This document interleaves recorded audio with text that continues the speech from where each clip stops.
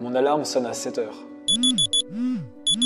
Puis une deuxième fois à 7h15. Je me rendors, puis je finis par me réveiller à 8h22. Je me lève avec un sentiment de culpabilité. Hier soir, je me suis encore couché trop tard. En conséquence, j'ai moins bien dormi et ma matinée commence mal. Je lis quand même pendant 30 minutes pour ne pas commencer ma journée en travaillant. Je me rends au café à 9h30, j'essaye d'écrire mais je me sens distrait.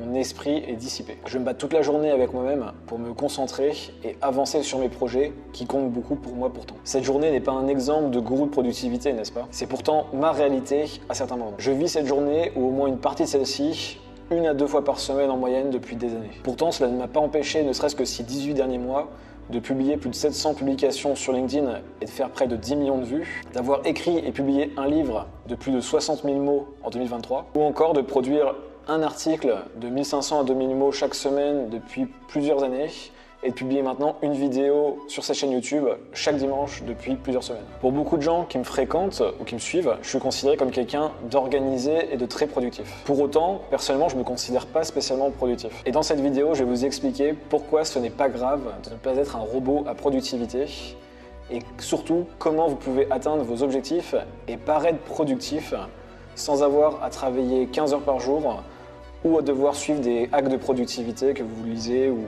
écoutez à droite à gauche.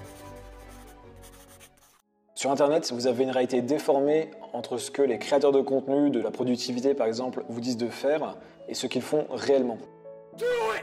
En les écoutant, vous pensez qu'ils sont productifs H24, 7 jours sur 7. Vous avez l'impression que pour réaliser de grandes choses, ou tout simplement pour réaliser vos objectifs, vous avez besoin de devenir des machines à productivité. Du coup, vous avez ce sentiment désagréable de ne pas savoir vous discipliner, de ne pas avoir la motivation d'avancer chaque jour, de vous considérer comme une personne qui ne sait pas s'organiser, de manquer toujours de temps pour réaliser vos projets. Et vous savez quoi? Tout le monde a 24 heures dans ses journées. Tout le monde a des périodes de haut et de bas. Tout le monde a aussi l'impression de ne pas avoir assez de temps pour réaliser tous ses projets. Donc je vais vous dire vos vrais problèmes. Vous ne manquez pas de motivation, vous manquez de clarté. Vous ne manquez pas de discipline, vous manquez de système. Vous ne manquez pas de temps, vous manquez de qualité de présence.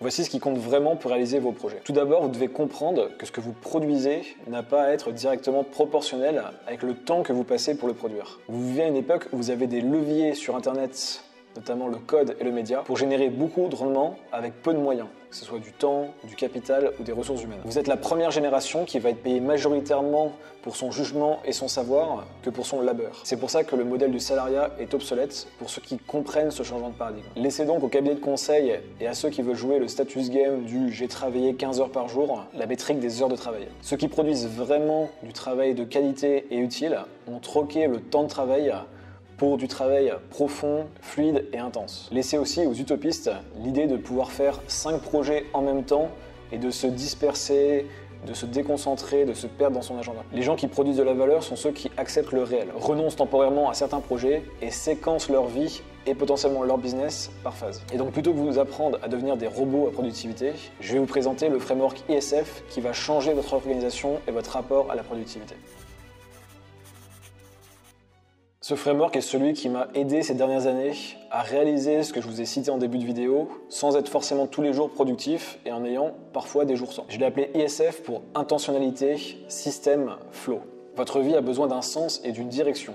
Pour cela, vous devez avoir une intention. Mais l'intention, c'est pas une certitude figée et absolue. L'intention, c'est ce qui vous guide dans le dédale des possibles. L'intention, c'est une hypothèse basée sur vos expériences passées, votre intuition actuelle et vos désirs futurs. Et elle va naître de l'introspection. Avec l'introspection, vous allez vous poser des questions telles que: qu'aimeriez-vous faire et qui aimeriez-vous devenir dans 3 ans, dans 10 ans? Qui aimeriez-vous être? Qu'est-ce que vous ne voulez surtout pas faire et qui vous ne voulez surtout pas devenir? Ce qu'on appelle l'anti-vision. À quoi ressemblent vos journées? Donc ici, je fais référence à votre journée idéale. Vous pouvez voir d'ailleurs la vidéo que j'ai faite consacrée à ce sujet. Que pouvez-vous commencer dès maintenant pour tendre vers cette vision, ces identités ou cette journée idéale? Et de vos réponses vont émerger des nouveaux problèmes. Exemple, vous voulez devenir créateur de contenu et vous ne savez pas comment mettre en mots vos idées. Vous aimeriez vivre à l'étranger, mais votre job actuel ne vous permet pas d'être libre géographiquement. Une intention permet donc de faire émerger des obstacles qui valent la peine d'être surmontés. Pour cela, vous allez devoir créer une phase de vie.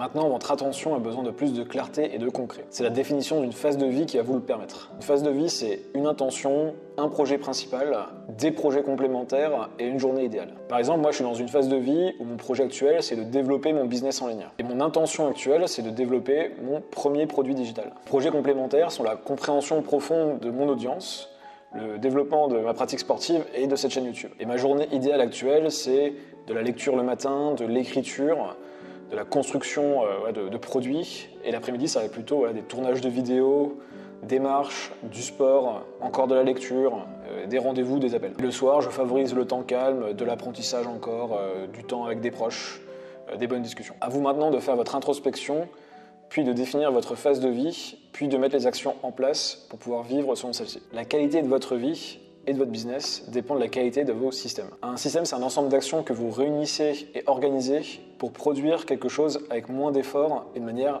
répétée. C'est ce qui vous permet de scaler votre esprit en consignant une façon de penser ou de faire que vous allez pouvoir reproduire autant de fois que nécessaire. Vos systèmes vont vous aider à mieux organiser ce qu'on peut appeler le run, que ce soit dans votre vie ou dans votre business. Et donc vous permettre de consacrer votre temps à ce qu'on peut appeler le build. Le run, c'est votre quotidien, c'est l'existence qui est déjà en place. Et le build, c'est ce que vous avez envie de créer, ce sont vos projets, c'est ce que vous êtes en train de construire. Voici quelques exemples de systèmes que moi j'utilise au quotidien. Il y a par exemple le système de la weekly review qui permet d'analyser ma semaine qui se termine et de préparer la semaine qui va arriver. J'ai un système pour créer mes contenus qui permet par exemple de publier 7 à 14 fois par semaine sur les plateformes comme LinkedIn. Mes routines sont un système, que ce soit celle du matin ou du soir, ou mes templates qui m'aident à créer ces vidéos ou à écrire des articles qui me permettent de gagner du temps, de structurer ma pensée et de produire chaque semaine du contenu. Et sans ces systèmes, je serais incapable de produire autant. Ce sont eux qui m'aident à garder le rythme, peu importe mon état ou ma motivation. Il y a des semaines, par exemple, où j'ai pas envie de publier sur LinkedIn. Ça arrive assez souvent en fait, et pour autant, j'ai publié tous les jours ou presque depuis 18 mois. C'est donc la force des systèmes. Posez-vous la question, quels sont les systèmes que vous pouvez créer pour faciliter le run de votre vie ou de votre business? Puis, quels sont les systèmes qui vont vous permettre de construire le build de vos futurs projets? Enfin, le secret des gens productifs est d'être capable de souvent se mettre en état de flow. C'est ce qui permet de réaliser beaucoup en peu de temps. Le flow, c'est un état mental dans lequel une personne est plongée lorsqu'elle est totalement absorbée par une activité. Elle se retrouve dans un état maximal de concentration, d'engagement et de satisfaction dans son accomplissement. Le flow va se déclencher lorsque vous êtes dans une activité qui vous challenge, mais que vous êtes capable de réaliser. Je sais par exemple que lorsque j'écris des articles longs, je vais rentrer dans un état de flow qui me donne beaucoup de joie, beaucoup de plaisir et qui m'aide aussi à réaliser ces newsletters ou ces articles-là. Et de même pour ces vidéos YouTube, elle me met dans un certain état de flow toutes les semaines quand je les produis. Chacun des textes que j'écris, que ce soit pour une vidéo ou une newsletter, me pousse dans mes retranchements parce que je vais mettre un temps maximal pour pouvoir réaliser ces textes et je vais prendre des sujets qui me challenge, sur lesquels j'ai étudié mais dont je ne suis pas non plus un expert toujours. Et ça me pousse du coup à être intense, concentré et me met dans un état de flow. Alors la question maintenant c'est comment vous pouvez vous mettre dans un état de flow le plus souvent possible. Il y a mon ami Elliot Meunier qui utilise le terme qualité de présence pour parler du flow. Je trouve que c'est un terme qui est mieux choisi et plus englobant. Il faut voir la qualité de présence comme un spectre. Elle peut aller d'une qualité de présence nulle à une qualité de présence totale. Donc à tout moment, vous pouvez juger votre qualité de présence entre 0 et 10. Votre but, c'est donc d'être présent à près de 100% sur ce que vous faites ou avec la personne avec qui vous êtes. Pour cela, vous avez besoin de pratique qui vous aide à atteindre cette qualité de présence. Pour moi, ça va être la marche, le sport, notamment la course à pied, ou des rituels que j'ai avant de me mettre à écrire. Tel un joueur de tennis avant son service, je vais avoir des petits rituels, des petites routines pour me mettre dans cet état. Puis lorsque je travaille sur un projet qui est en lien avec ma phase de vie, il y a 3 choses qui sont importantes. 1. La tâche est clairement définie. Je dois savoir quel est le résultat attendu, c'est donc de la clarté. En 2, la tâche doit être à l'intersection de quelque chose qui me stimule, qui me motive, et de quelque chose qui fait avancer mes projets. C'est là le sens, l'intention. Et en 3, la tâche doit être réalisée dans un temps imparti. J'utilise notamment la technique du time blocking, où je me mets des blocs de 45 minutes pour avancer sur une tâche précise. Et pour cela, je vais mettre d'applications comme Brain FM pour maximiser ma concentration. Et je peux vous dire, cette quête de flow et de qualité de présence, c'est ce qui aura le plus d'impact et de loin sur votre productivité, mais aussi sur votre bien-être et votre niveau de bonheur. Avec ce framework ISF, vous avez maintenant de quoi produire sans avoir besoin de devenir des machines. Votre intention se charge du moyen-long terme, les systèmes fluidifient vos semaines et vos journées, le flow se charge d'augmenter la qualité et la profondeur de votre présent. Voici 2 autres idées que j'ai envie de vous donner en complément. N'oubliez jamais qu'il est important d'accepter le réel. Ne cherchez pas à le forcer en voulant en faire trop. Vous avez des contraintes, vous devez les accepter et composer avec elles aujourd'hui, tout en construisant le mode de vie qui vous permet de vous les enlever ou de vous les réduire demain. Et aussi aussi soyez patient et profitez du moment présent. La vie et la réalité sont déjà parfaites aujourd'hui. Seul le présent existe. Bâtir des projets et avoir une intention va servir votre futur, mais en vrai, ce futur, c'est une illusion. Et ce travail va servir beaucoup plus la qualité de votre vie présente que votre futur en vérité. Donc ma recommandation, c'est de bâtir pour redonner du sens à ce présent, à votre présent. Si cette vidéo vous a été utile, mettez un like pour me le signaler et abonnez-vous à la chaîne. Dites-moi en commentaire quel est votre plus gros problème actuel concernant la productivité et j'en ferai peut-être une vidéo. Et vous pouvez enchaîner dès maintenant avec cette autre vidéo où je vous propose mon système pour mieux organiser et vivre de meilleures journées. Merci pour votre attention, amis philopreneurs. C'était JCK.